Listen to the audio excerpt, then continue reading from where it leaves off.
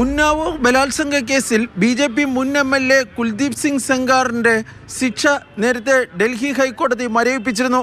സെങ്കാറിന് ജാമ്യം അനുവദിക്കുവാനും ഡൽഹി ഹൈക്കോടതി ഉത്തരവിട്ടിരുന്നു. ഈ ഉത്തരവാണ് സുപ്രീം കോടതി ഇന്ന് സ്റ്റേ ചെയ്തത്. സാധാരണഗതിയിൽ കീഴ്ക്കോടതികൾ അനുവദിക്കുന്ന ജാമ്യത്തിൽ ഇടപെടാറില്ല എന്ന് സുപ്രീം കോടതി ചൂണ്ടിക്കാട്ടി. എന്നാൽ മറ്റൊരു കേസിൽ സെങ്കാർ ജയിലിൽ കഴിയുകയാണ്.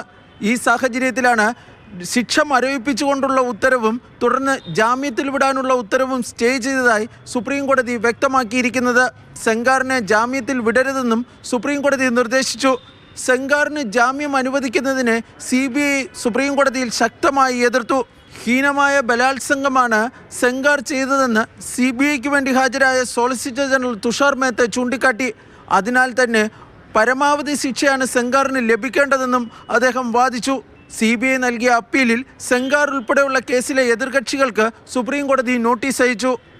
B. ബാലഗോപാൽ, മാതൃഭൂമി ന്യൂസ്, ഡൽഹി.